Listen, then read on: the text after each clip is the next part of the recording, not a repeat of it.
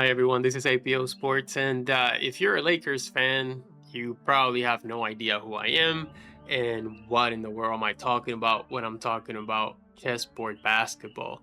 So I have been creating content now for about a little over a year. I started with the Indiana Fever last year, um, just covering Kalen Clark and the run that they had, and then this year I was doing a little bit of that as well. And then I created this system called Chessboard Basketball. I've always felt like the traditional statistics that we have don't quite tell the whole story about what happens in a basketball game or in a baseball field, because I've also created chessboard baseball. And even with the advanced statistics, I still feel like a lot of context is missing in whatever stat that we look at, whether that's PER, whether that is win shares, uh, whatever stat that we want to focus on as far as advanced statistics, whether that's plus minus, all of these different things don't tell the actual story of what actually happened in the game. And in addition to that, the role of each player is a huge factor when evaluating performance. And although we all know that, for instance, when the Lakers take the court, that we say, oh, that's Luka's team or that's LeBron's team, but there's no system that provides an actual value to the impact that they have, an actual value to the shots that they make, to the decisions that they make, to every pass or assist or almost assist that they create.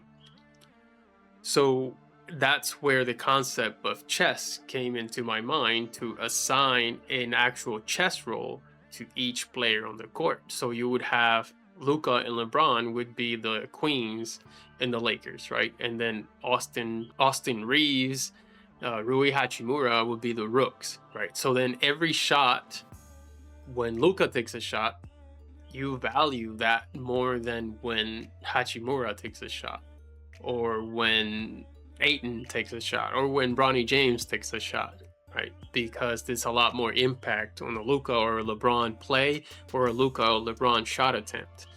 Where again, there's no stat that you can kind of measure that. That's why at the end of the game, it matters who takes the shot. You say, well, I want to take the ball out of Luka's hands, or I want to take the ball out of LeBron's hands, because that shot, even if it misses, carries more weight than anyone else. So that's one of the ways in which we evaluate players with chessboard basketball and even chessboard baseball.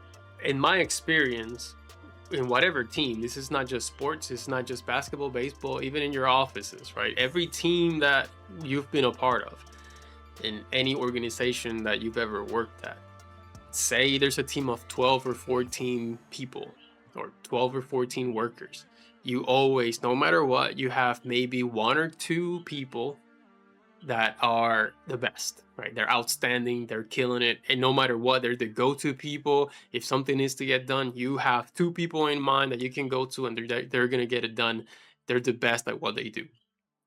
And then you have about three, maybe four people who are above average, who maybe not quite those go-to people that can get everything done, but they can, they're reliable. You can count on them. Maybe a little slower, maybe a little bit less on the expertise, but you can count on them to get the job done. And then you have a bunch of people who are kind of in the middle. A lot of average, they're okay, they're not great, not bad. They're there. They can get the job done. And then there's always maybe one or two people who are not quite, cutting it, who struggle, who forget things, who maybe have an attitude. All these different things. They're just kind of at the bottom. It's the same thing that it works in chess as well, of course, right? So you have the queen, and then you have rooks, and and in chess they provide value, right? So the queen is worth 9 points, the rook is worth 5 points, a knight and a bishop both are worth 3 points, and a pawn is worth 1 point. And that's how I also operate with chessboard basketball. So if I assign Luca as the queen, then every shot automatically that Luca takes is already worth 9 points. It doesn't matter. That's before we start analyzing everything else. So the first thing we do, Luca takes a shot, 9 points. The next thing that we have to evaluate is decision making. So how was the decision making in that play? Was it a good shot? Was it a bad shot? And then we also calculate another, more points from there. And then the result, was it made, was it missed? And then we get the final score. So let me show you real quick how this kind of works. So here we have the scoring system for chessboard basketball. Like I said, queen worth 9 points, and then for any team, you cannot have more than two queens, right? So if in a basketball team or even in baseball, you can't have more than two. So it's got to be two queens, and the rest can have more than four rooks, and then you can have as many knights and bishops as you want. You can have as many pawns as you want. Hopefully, you don't have that many pawns. That means that there's some organizational failure in there somewhere if you can't actually not have any pawns. And then here's the shot type, right? So a mate 3 is worth 9 points. If it's a mate 3 but it was a bad shot, then it's only +3. And if it's a mate 3 but it's someone who should not be taking threes, who's a poor scorer that maybe has, I don't know, like a 12% 3-point percentage um, for the season or for their career, then that's only +1. And then made mid-range, it's if you make the mid-range, it's +3. If it's a bad mid-range, +1. If it's from a poor score, +1. And then so on and so forth, right? With the layups, with the missed 3, you see how a missed 3 by a poor scorer is heavily penalized, is -9, or a missed mid-range is -9, is heavily penalized. I mean, if it's a bad mid-range, right, it's -9, but just the regular missed mid-range is -5, because again, a mid-range shot, high difficulty but low reward, is only worth 2 points, so on and so forth. And then for the turnovers, so we have, dead ball turnover. If it's a queen, it's only -1. Again, you expect the queen to be doing a lot of plays, and turnovers are going to happen. So the queen is the one who's going to be less penalized for committing turnovers, but a rook is -3 and a pawn is -5. These are dead ball turnovers. If it's a live ball turnover, the queen is a little bit higher, right? So it's -3, and then a rook, a bishop and knight -5, and then a pawn -9. And points off turnover, then you add to the life turnover total. So for the queen, if they commit a turnover and the other team ends up scoring, then that's -6. And for a pawn, if it's a life ball turnover, it's -9. If the other team scores, it's -18. So on and so forth.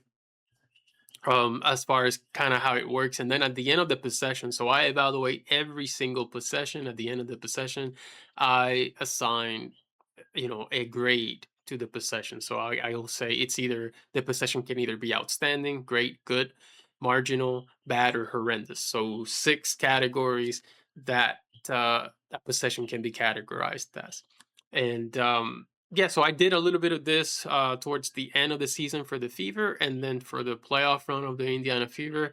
And I thought it was, I mean, it's fantastic. And then at the end of the game, there's a score assigned to each player, but I don't compare every player, so I can't say, I can't compare Lucas totals with Austin Reeves totals, because you're supposed to compare players only based on their role. So Austin Reeves and Rui Hachimura, you can compare those scores and say, okay, who had the better game? Um, Same thing with knights and bishops. And then you can also compare Luka to LeBron. If they're both queens, then you can compare, okay, let's see who had the better game in total, who was making the better decisions, who was taking the best shots, who was more efficient, who was moving the ball a little bit more, all of those different things. And even with chessboard basketball, if Luca finds someone for an open shot and they don't make it, Luca still gets credit for creating that play. So it's not an assist per play per se, but it's not like, that's why to me, when you look at the box score, you're like, oh, it has 0 assists, but maybe they set up 6-7 teammates and they should have had 6-7 assists, but no one was making it. Chessboard basketball lets you know, like, oh man, like, look at all these would have been assists that weren't never happened, because it just tells you a little bit more of the story so that you can understand it. And then at the end, I compiled everything and I make an entire report. It's like something quick, maybe 4 or 5 pages that you can look at, and you know exactly what happened in the game without ever having to watch it.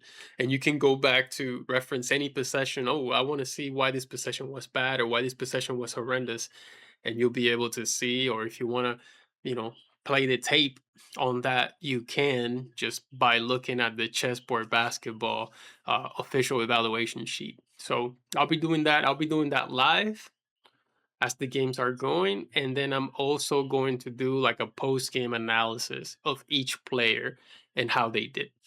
So that's what I plan to do. I just wanted to make this video in case before the season started, which is tomorrow already, um, so that you kind of know and get the feel for who this random guy is. But I believe in it, and I think it's super effective. So hopefully you can kind of get the hang of it, start to understand it, follow it. That'd be great. It mean a lot to me. And what we're gonna do in the next video, I'm gonna have another video right after this, where I'm going to assign roles. So I'm gonna be assigning the roles to each player in the Laker roster this year, as far as who's the queen, who's the rook, knights, bishops, and pawns. So I'm gonna do that, and then after that, we're gonna get started with the season with Chessboard Basketball. So with that, thank you so much for watching, and I'll see you next time during the Lakers season.